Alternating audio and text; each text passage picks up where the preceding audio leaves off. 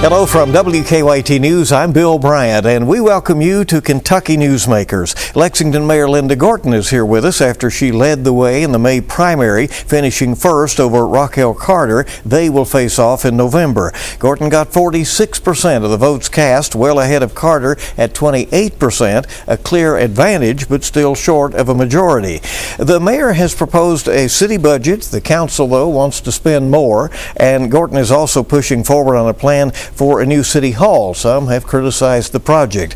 Lexington is in summer mode with pools open, major events planned around the country's 250th birthday on the 4th of July. Mayor Linda Gorton joining us. Thanks for coming in. We appreciate it. Yeah, thanks for having me, Bill. Congratulations on your showing in that May 19th primary. It was a crowded field, 7 candidates. You ended up with 46% of the vote.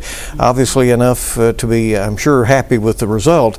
But still, most voters went against you and wanted some kind of change or something different. How do you react to what primary voters were saying? Well, I'm really pleased. The first time I ever ran in 2018, I had 41% of the vote.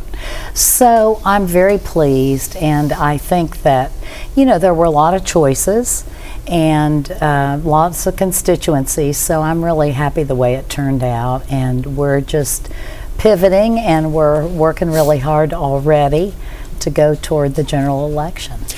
Do you learn during a campaign? I mean, even from the other candidates who do bring perspectives and different ideas along, do you listen to them? Oh yes, I listen very carefully to them, and some of them have had good ideas, you know, and I don't think we ever stop learning. Right? And so I was very careful during the debates to listen to what they said and see if there was anything that I could glean to bring forward. So it's important. You know, only Scotty Basler was elected to 3 terms, and he didn't complete that 3rd term. He went on to Congress. Why do you want to serve a 3rd term as mayor? Well, so when you're a mayor, whenever you go out of office, you will always have things that you haven't been able to finish, but there are some big ones right now that I really would like to finish. And the other thing is, Bill, we have had an extremely successful 8 years. If you look back the year before the pandemic, when I first came into office, we were not going to make our budget. And so from there, we have come very far with huge drops in violent crime. We have put into place a lot of creative ideas through our Racial Justice Commission, you know, the mobile food market, the expungement clinics, One Lexington, you can just go on and on. So we've had some really great successes. And I think also at this time when the economy is somewhat uncertain, it's important to have continuity. It's very important, and I've seen a lot of cases, because I've been around working for the people, where continuity can be a very good thing, especially when there could be inflation. The numbers of our revenues have gone down a little bit, those kinds of things. So it's important to me, and I'm always, you know, I want to keep working for the people. Are you concerned about that drop in revenue? Not now. I mean, we've watched it. We're aware of it. Our predicted revenue, which we always work with our national and our state economic experts to predict what our revenue will be so we can build our budget. So they're down a little bit in the predictions for next year. Not a lot, but we watch that, because you always have to keep your eye on the fiscal part. If jobs start being lost or net profits by businesses start going down, it can be a sign of things to come. So no, we're in good shape right now, and we've built a budget that is really built around the revenues that we think we'll have. Well, let's talk about that. You have proposed a budget, $547 million, and the city council apparently has decided that's not enough. They want to spend some more. They wanted to do some other things. Do you agree with their priorities, or might you use your veto when they put that forward. No, we're having first reading of the budget, and then we'll go on to second reading of the budget. They put about $1 million more into vehicles. And vehicles are very important. I had some in the budget, but they wanted more, and I think that's fine. They've put, really and truly, for a $547 million budget, they made very few changes.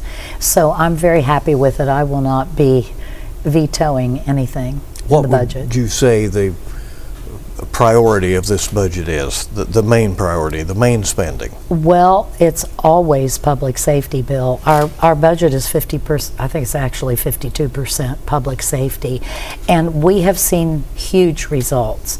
This includes not only police, but fire and E911, emergency management, corrections, but it includes efforts like social services. One Lexington, we are at the lowest violent crime level in about a decade.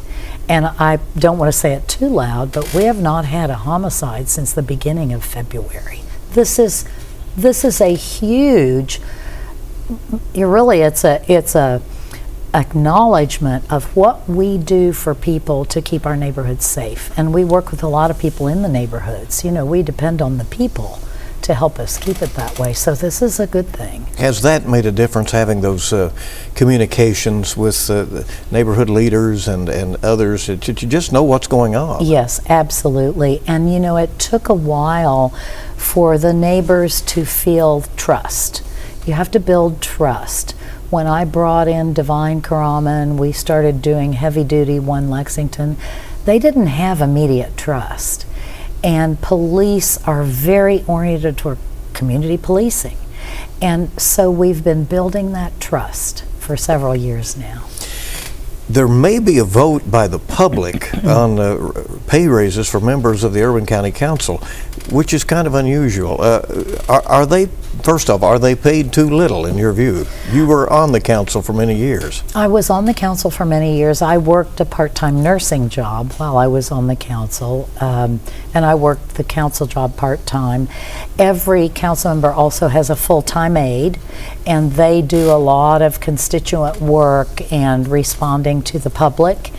And so it will be interesting to see what the voters think about this issue. I don't hear you answering that. Well, but, do you share the concern that only the wealthy would be able to afford to serve on the council, or retirees, or somebody who has income coming in some other way? Well, right now we have several council members who work a part-time job or a full-time job. Yeah. And so the idea with that, I really am interested in what the public thinks, because the council has three jobs. They set the tax rates, they pass a balanced budget, and they pass legislation. And so I don't know of a lot of legislative bodies that are full-time, but I'm interested to hear from people what they think, because I think it's a little more complex than just we don't get paid enough. You hear the same thing at the state legislature, that, sure. that it takes a lot of time, and yet most are there and have other jobs. Council committee is looking into AI policies for employees and whether there are adequate guidelines in place within city government. Are you following that closely? I know the government does use AI some. We actually initiated it inside the administration, because we felt we have got to have some good policies.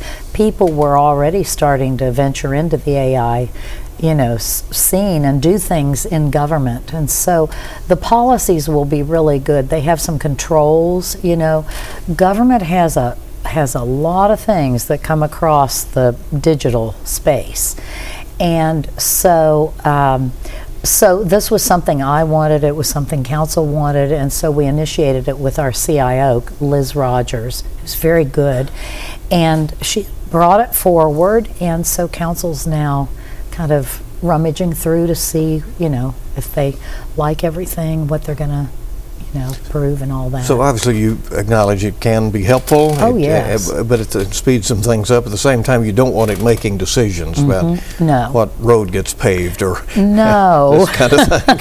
And one of the things in the policy is that you have to have a human interaction. You cannot just let AI do something and put it out to people. You have to have human interaction with it, in other words, the employees. Yeah. And there are a lot of controls of how you can't use it and what you can't use in there, personal information, and it's a kind of a big deal. Well, and the whole, data centers has become a big deal. Apparently there is one eyeing Lexington, has made a property transaction and intends to open up here. Was the city aware of that? I was not aware of that. I think to many of us downtown it was a surprise. We are working really hard within government to look at the zoning ordinances and the rules around data centers, because they're coming without any kind of guidelines. And when we look at economic development and businesses coming here, we're always looking at how many jobs can they bring. And as you probably know, data centers are not job heavy. And the other thing that I really want is that the utility cost of the data centers, whether it's electricity, water, whatever it is, not fall on the backs of the current ratepayers. They need to pay their own way on that. Do you think this proposal in Lexington will need any kind of approval from the city? Well, I think it will. And particularly if we're looking at the zoning ordinance changes, it will have to fit into those. But, as I say, we did not know about this, so it's, I'll have to learn a little bit more about it. Louisville wants to put some leaders, they want to put a pause on data centers until they get a framework of regulations. Is that something you would consider? I think that's a good possibility. It would give the government time to work through the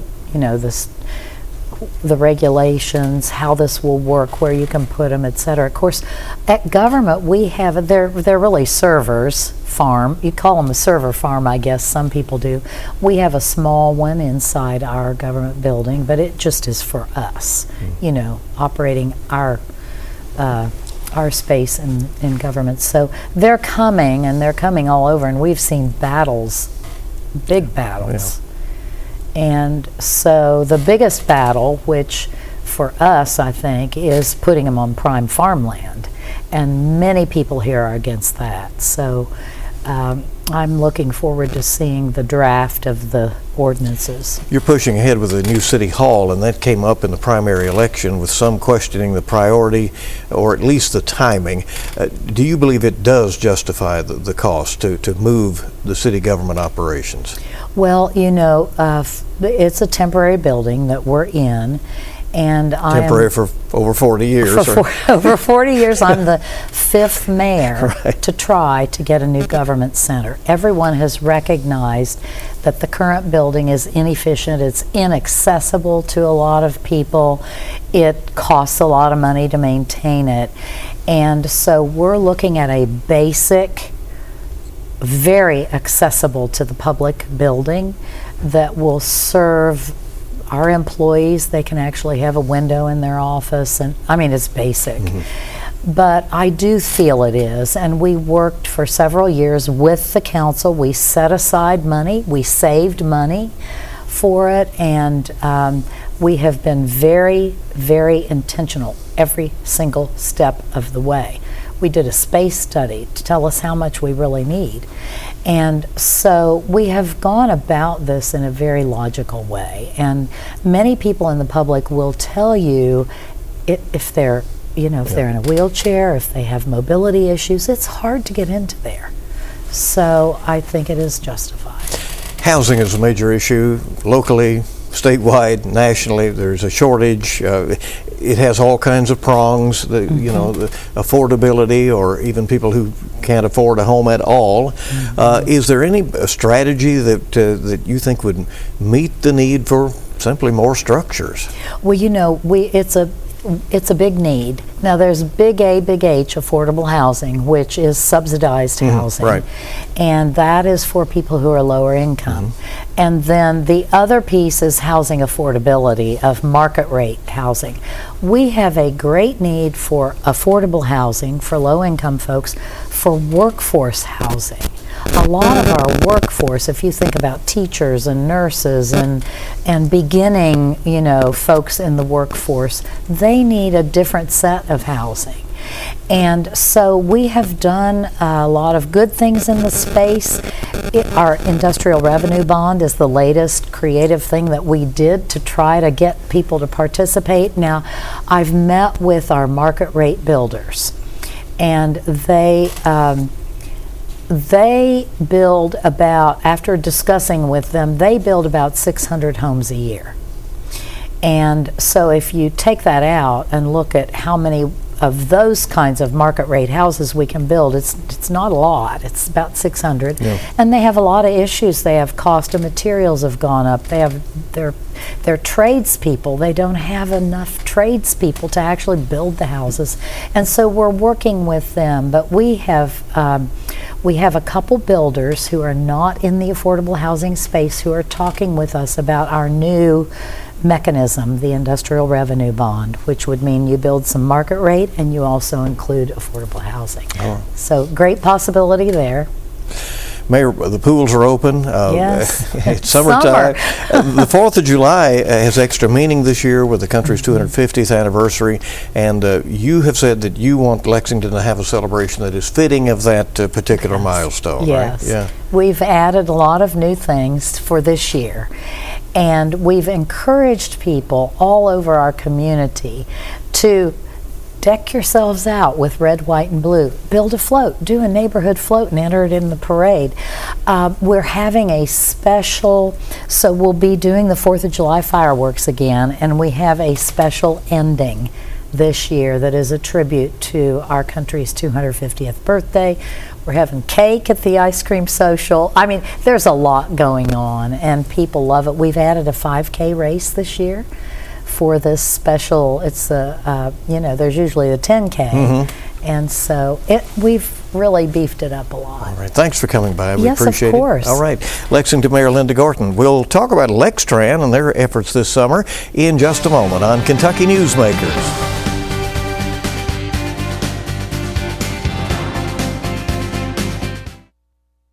Welcome back to Kentucky Newsmakers. Lextran runs the public transit system in Lexington. It operates 25 fixed routes, and there are almost 3.7 million passenger trips last year. Lextran now operates a downtown loop it calls Lex Ride to connect the city's popular entertainment areas, and it provides a door-to-door service called Wheels to reach those who have disabilities. Fred Combs is general manager of Lextran, and he's joining us today. Thanks for coming in. We appreciate it. Bill, I appreciate you having me on the show. I was interested to find that trips on Lextran, of course, can be for any reason, but that 51% are passengers traveling to or from work. Absolutely. We are essential to Lexington's economic development and workforce development infrastructure.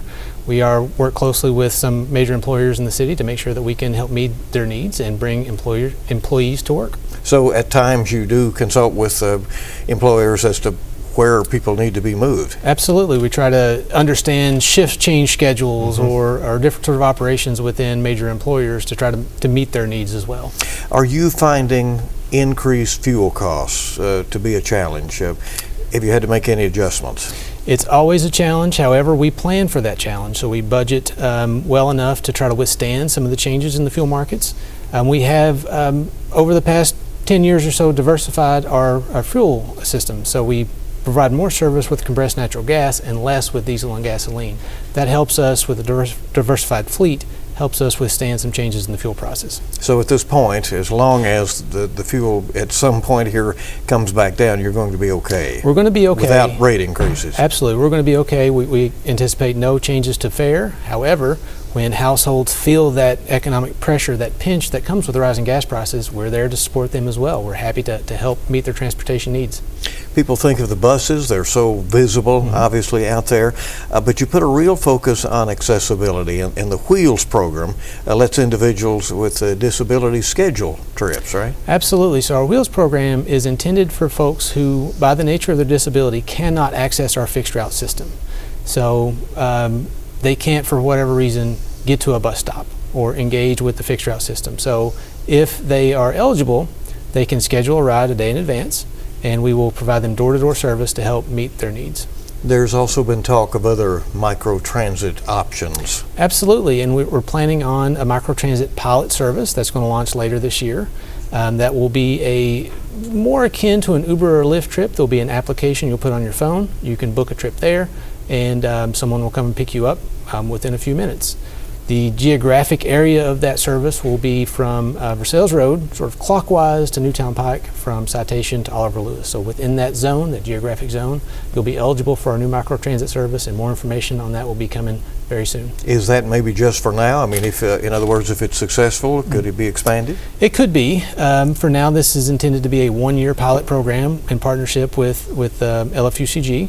So we hope to learn lots and see how well this works and what context this works, and perhaps stretch it on into the future.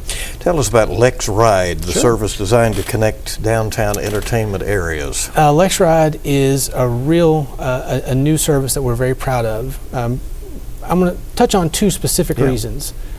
First, because of the frequency that the service provides. And by frequency, I mean you don't have to wait very long for the bus to come. What we want all over the city, not just at Lexride, is for you not to have to think about the logistics of your trip. You can walk out to a bus stop, and within a few minutes a bus will come and off you'll go. We've been able to do that with Lexride through the partnerships that we've put together between Lexington Fayette Urban County Government, the Fund for Greater Lexington, Downtown Lexington Partnership, Lex Park, and Visit Lex. We identified a need in the community, which was mobility downtown during the event season, so from April to October. We wanted to create something that was very much customer-centric, customer-focused, and that's where that frequency comes into play. So we came together, we pooled our resources, and we were able to launch Lexride. How is it going so far? So far, it's going really well. I mean, we've been interacting with groups of the population or of the community that's not been engaged with public transit before, so that's very exciting for us. We're seeing, especially during times, sort of distillery districts where there are big events going on, we see an increase in ridership during those times. You always want to make it easy for people to buy a bus pass or a ticket or what have you, and that has never been simpler, right? Yes, so we are exploring fare collection systems at the moment. However, the big news is when we renovated our downtown transit center. That's that's the central hub. That's where most of our pass sales are done. That opened back in January. It's a completely renovated and refreshed customer experience. We are so thankful that we were able to get that project done. What's the future of public transportation in Lexington as the developed footprint of the city continues to grow?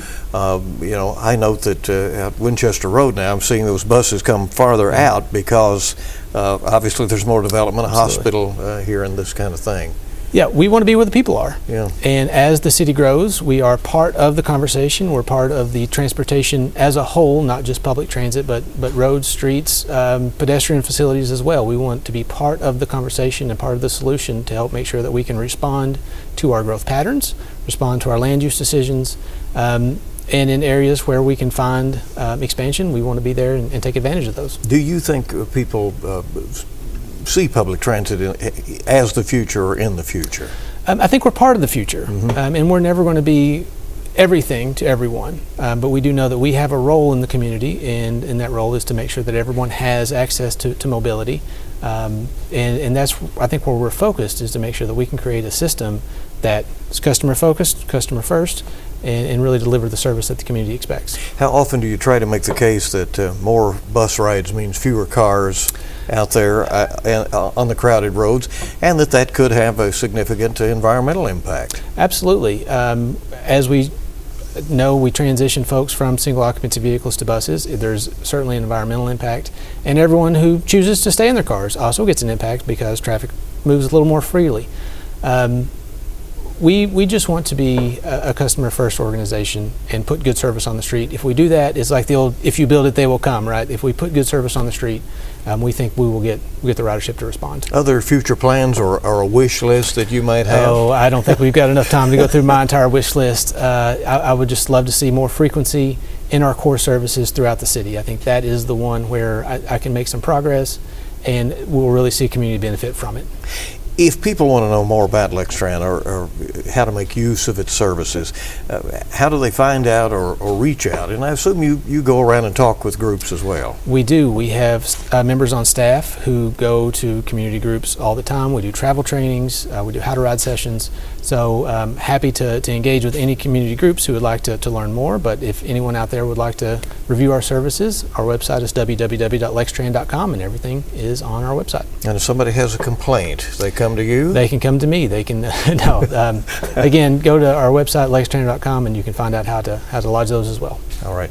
Well, we do appreciate you coming in. It's an interesting sector of the community. Absolutely. And a growing community. And you've told us that you had left Kentucky and came back, so that's a good thing. Absolutely. Thank you. We appreciate you. Thank you very much. Fred Combs with Lextran. Everybody, will be back in just a moment. We have a word about next week's Kentucky Newsmakers in just a bit.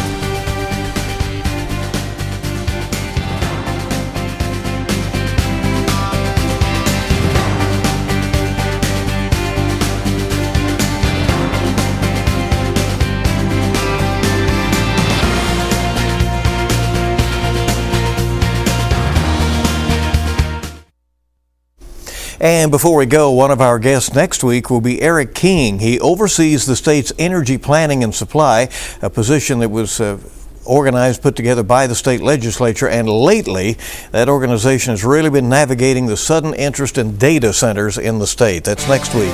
Thanks for joining us on Kentucky Newsmakers this week, and you make it a good week ahead.